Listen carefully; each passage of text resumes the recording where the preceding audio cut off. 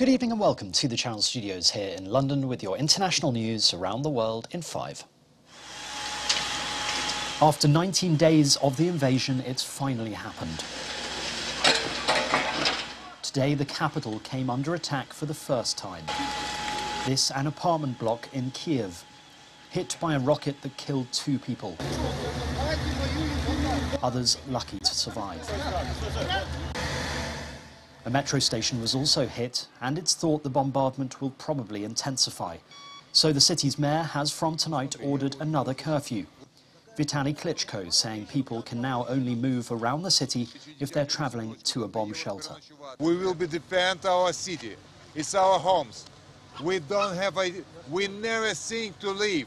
It's our homes.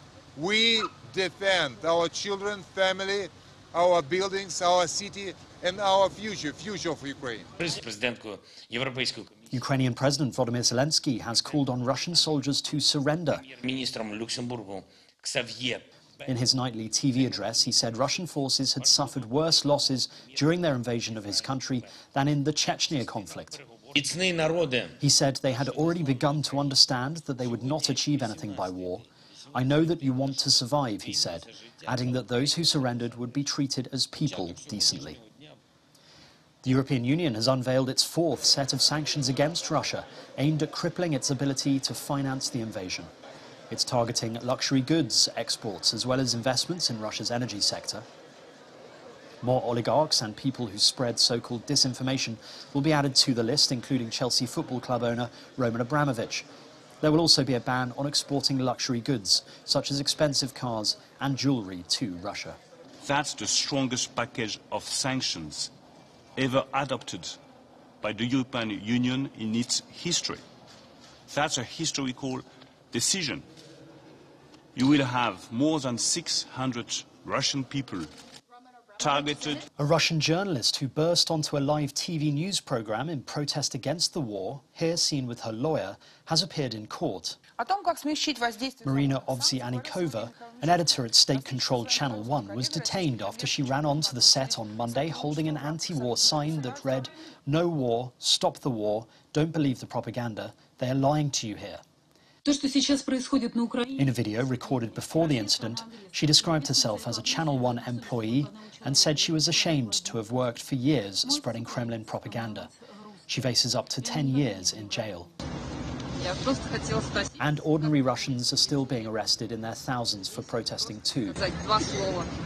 Holding a small sign for just a few seconds ends fast.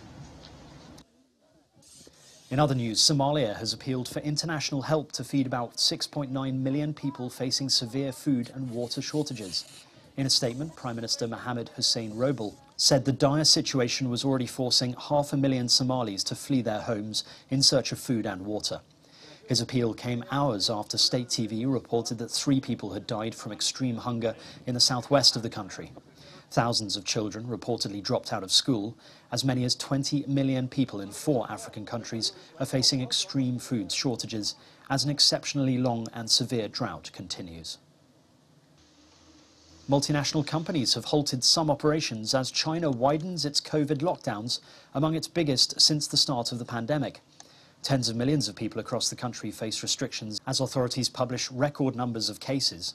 Toyota, Volkswagen and Apple supplier Foxconn are among the firms affected. The lockdowns have raised concerns that crucial supply chains may be disrupted. And the Eiffel Tower has grown by 6 metres after a new digital radio antenna was attached to the top of the Paris monument.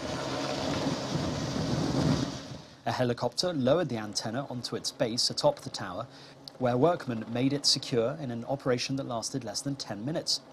The tower, built by Gustave Eiffel in the late 19th century, now measures 330 metres after the DAB+ antenna was airlifted onto the top. And that's your international news around the world in 5. Now back to the Channel Studios in Lagos.